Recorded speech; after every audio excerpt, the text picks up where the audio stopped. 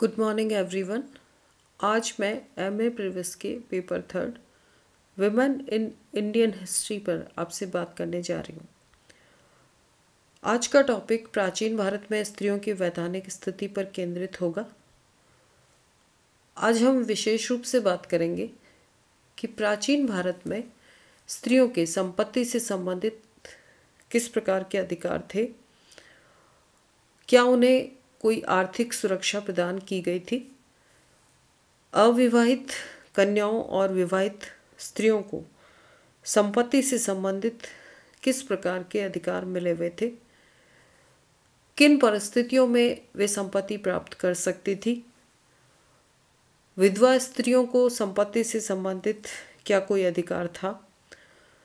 इन सभी पर चर्चा करने के अतिरिक्त हम यह भी बात करेंगे कि प्राचीन भारत में आपराधिक प्रवृत्ति की स्त्रियों पर अंकुश लगाने के लिए क्या किसी प्रकार के कोई नियम बनाए गए थे।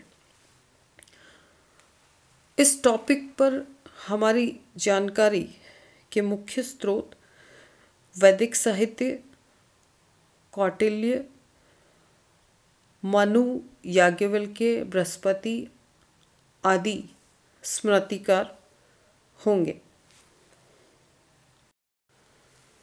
प्राचीन काल में यदि हम स्त्रियों के संपत्ति से संबंधित अधिकारों की बात करते हैं तो आरंभ से ही विवाह की अनिवार्यता और बाल विवाह के प्रचलन से कन्या को पैतृक संपत्ति देने की आवश्यकता बहुत कम अनुभव की गई, क्योंकि विवाह के अवसर पर स्त्री धन प्राप्त होने के कारण उसे पर्याप्त धन मिल जाता था।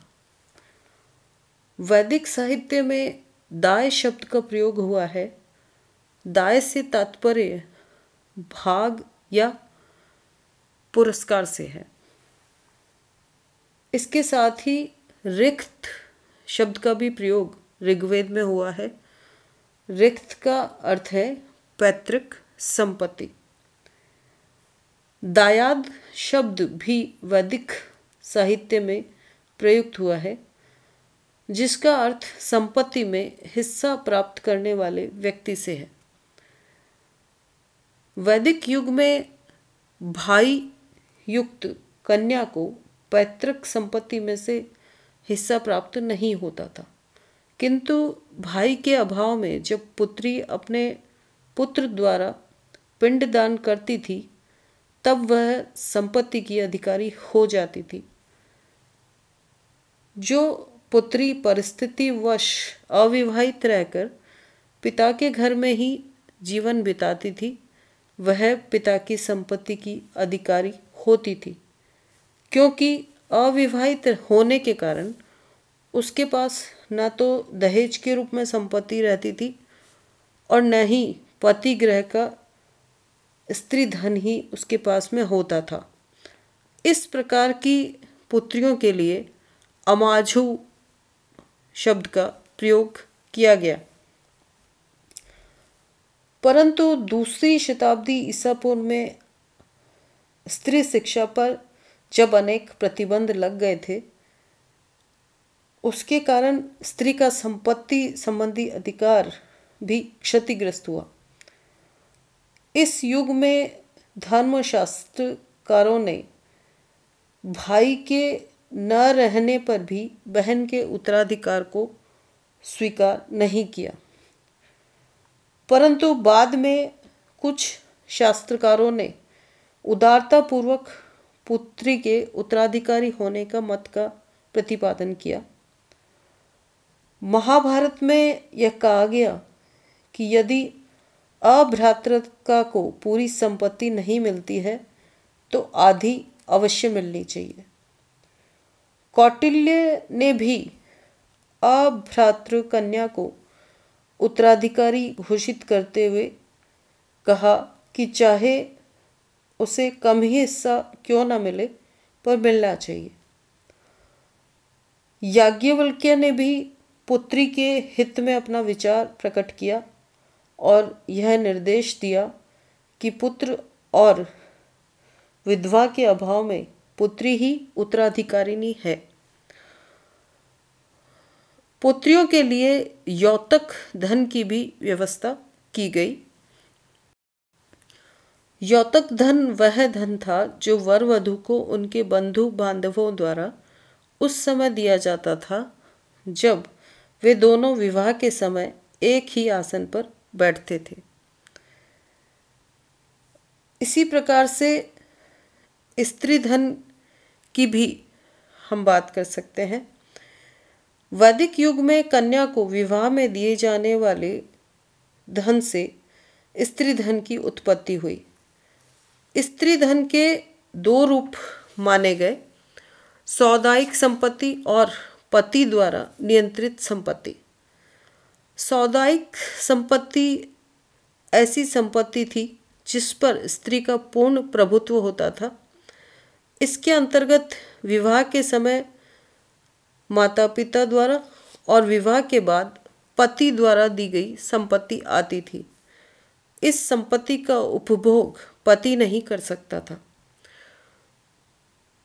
पति द्वारा नियंत्रित संपत्ति वह संपत्ति थी जिसका पत्नी उपभोग तो कर सकती थी, किंतु उसे वह दान नहीं कर सकती थी और न ही बेच सकती थी, क्योंकि इस संपत्ति पर उसके पति का नियंत्रण होता था।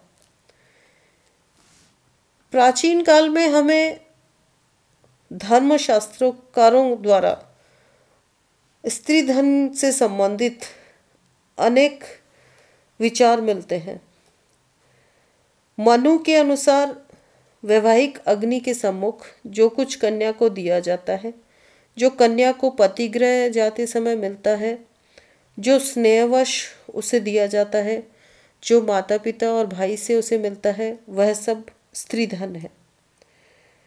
इसी प्रकार से विज्ञानेश्वर ने भी स्त्री धन को 6 प्रकार का बताया।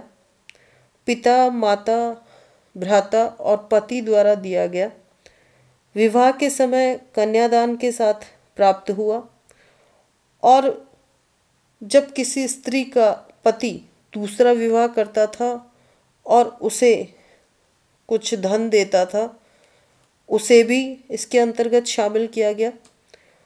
विवाह होने के पश्चात सास, ससुर आदि से स्त्री को जो धन प्राप्त होता था वह भी स्त्री धन ही था। संपत्ति विभाजन के समय पत्नी या माता का पुत्र के समान अंश, भाइयों के अंश के चतुर्थांश आदि को भी स्त्री धन के अंतर्गत सम्मिलित किया गया, और इस प्रकार से स्त्री धन में निरंतर संपत्ति की बढ़ोतरी हुई। असुर विवाह में अभिभावकों द्वारा कन्या के निमित्त जो धन लिया जाता था वह भी स्त्री धन के अंतर्गत आता था, और धीरे धीरे स्त्री धन के अंतर्गत पति की संपूर्ण संपत्ति भी शामिल हो गई। थेरी गाथा में धर्मदिन्ना को उसके पति ने यह निर्देश दिया कि वह अपने माता पिता के यहाँ जाते समय जो भी धन ले जाना चाहे ले जा सकती है। इससे स्पष्ट होता है कि परिवार की संपूर्ण संपत्ति में स्त्री का भाग होता था और वह उसे अपनी इच्छा अनुसार अपने पास रख सकती थी। मनु ने भी पति के मरने के पश्चात नारी को उसके स्त्री धन से वंचित नहीं करने का निर्देश दिया। इसी प्रकार जीमूतवाहन ने दाएं भाग में कात्यायन का मत उद्धृत किया है, जिसके अनुसार सौदायिक अर्थात स्नेहजनों से प्राप्त धन पर स्त्रियों का अधिकार है, और यह इसलिए है कि वे अपना पोषण कर सके और दयनीय अवस्था को प्राप्त नहीं हो। धर्मशास्त्रकारों ने स्त्री धन के उपयोग पर प्राय प्रतिबंध लगाया और विशेष परिस्थितियों में ही पति द्वारा उसके उपयोग की अनुमति दी। पति स्त्री धन का उपयोग केवल उसी स्थिति में कर सकता था जबकि वह दुर्भिक्ष, व्याधि अथवा जेल जाने की स्थिति में होता था। स्त्री धन पर से पत्नी के अधिकार की संपत्ति का भी विधान था। कात्यायन ने 4 प्रकार की स्त्रियों को स्त्री धन के अधिकार से वंचित किया था। जो पत्नी पति के लिए हानिप्रद कार्य करती थी, जो पति की संपत्ति को नष्ट करती थी, जो व्यभिचारिणी थी और जो निर्लज्ज थी। स्त्री धन के उत्तराधिकार से संबंधित भी कुछ नियम बनाए गए थे। कात्यायन के अनुसार स्त्री धन के उत्तराधिकारियों में अविवाहित पुत्रियां, यदि अविवाहित पुत्रियां नहीं होती थी तो जीवित विवाहित पुत्रियां अपने भाइयों के साथ उत्तराधिकारी होती थी। पुत्री के न होने पर पुत्र, मातृकुल के किसी भी संबंधी के अभाव में पति और कन्या की मृत्यु हो जाने पर भाई स्त्री धन का उत्तराधिकारी होता था। इस प्रकार स्त्री धन के उत्तराधिकार के प्रश्न पर पुत्रियों को प्राथमिकता दी गई। अविवाहित अपुत्रा और निर्धन कन्या का स्त्री धन पर प्रथम अधिकार था। याज्ञवल्क्य और कात्यायन ने कन्या के अभाव में स्त्री धन का उत्तराधिकारी पुत्रों एवं पत्नी की निसंतान मृत्यु होने पर पति को माना था। स्त्री धन के उपरोक्त उत्तराधिकारी प्रशस्त विवाहों जैसे ब्राह्म, देव, आर्ष और प्रजापत्य से संबंधित थे। असुर विवाह में स्त्री की संतान न होने पर उसकी संपत्ति उसके पितृकुल को लौटाने का विधान था। अब हम विधवाओं के सांपातिक अधिकारों पर भी कुछ बात करें। प्राचीन काल में 3री शताब्दी ईसा पूर्व तक विधवाओं के संपत्ति विषयक अधिकार को मान्यता नहीं दी गई थी। मनु के विचारों को यदि हम देखें तो उनके अनुसार पुत्र के अभाव में पुरुष के धन का अधिकारी पिता या भाई था।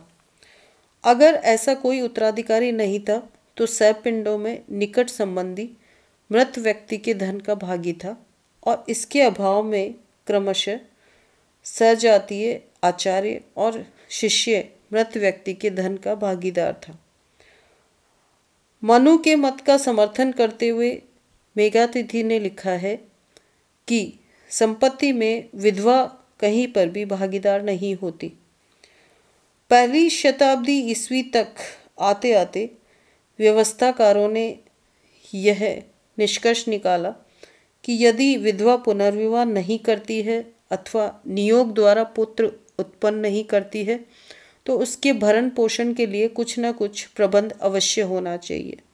ऐसी स्थिति में विधवा को पति की संपत्ति में हिस्सा प्रदान किया गया। कौटिल्य ने संपत्ति में विधवा के भाग को स्वीकार किया। गौतम ने भी सौपिंडों और संबंधियों के साथ विधवा के समान भाग को स्वीकार किया। इनके विपरीत कुछ ऐसे धर्मशास्त्रकार भी हुए जिन्होंने मृत पति की संपत्ति में विधवा के भाग को स्वीकार नहीं किया। इनमें नारद, कात्यायन और भोज आदि सम्मिलित हैं। नारद ने उत्तराधिकारी के अभाव में मृत व्यक्ति की संपत्ति पर राज्य के अधिकार को स्वीकार किया और विधवा को केवल भरण पोषण के लिए धन प्रदान करने का निर्देश दिया। किंतु दाय भाग और मिताक्षरा के अनुसार मृत पति के संपूर्ण धन को पुत्र के अभाव में विधवा प्राप्त करती थी। इस प्रकार ऐसे विचारक प्राचीन भारत में मौजूद थे जिन्होंने नारी के समान अधिकार का प्रतिपादन और उसकी आर्थिक स्थिति का आकलन किया। पुरुषों की तुलना में नारी के संपत्ति विषयक अधिकार में किसी प्रकार की निम्न दृष्टि ऐसे विचारकों ने प्रदर्शित नहीं की। विशेषकर उसके आर्थिक जीवन को अधिक सुगम बनाने के विचार से शास्त्रकारों ने संपत्ति में उसके अधिकार को स्वीकार किया। अब हम समाज में अपराधी प्रवृत्ति की स्त्रियों से संबंधित कुछ नियमों की बात करें तो प्राचीन भारत में विभिन्न अपराधों से संबंधित मुकदमों के फैसले के लिए न्यायालय की समुचित व्यवस्था होती थी, जिसमें स्त्री पुरुष दोनों के मुकदमों के फैसले होते थे और अपराधों के अनुरूप दंड का विधान था। राजा प्रधान न्यायाधीश का पद सुशोभित करता था। स्त्रियों से संबंधित नियम कानूनों की यदि हम बात करें तो शतपथ ब्राह्मण के अनुसार उस समय स्त्रियों को मारना वर्जित था और ऐसा लगता है कि स्त्रियों ने इस स्वतंत्रता का दुरुपयोग किया था, इसलिए स्त्री अपराधों की संख्या में बढ़ोतरी होने लगी। कौटिल्य को इसी कारण स्त्रियों के लिए शारीरिक दंड की व्यवस्था करनी पड़ी थी। कौटिल्य के अनुसार स्त्री 12 वर्ष में और पुरुष 16 वर्ष में वयस्क हो जाते हैं और यदि वयस्क हो जाने पर लेन देन के नियमों का उल्लंघन करते हैं तो स्त्री को 12 पर्ण और पुरुष को उससे दुगना दंड देना होगा। स्मृतिकारों ने पुरुषों की अपेक्षा स्त्रियों पर कम दंड की व्यवस्था की थी। मनु ने स्त्री हत्या का विरोध किया था।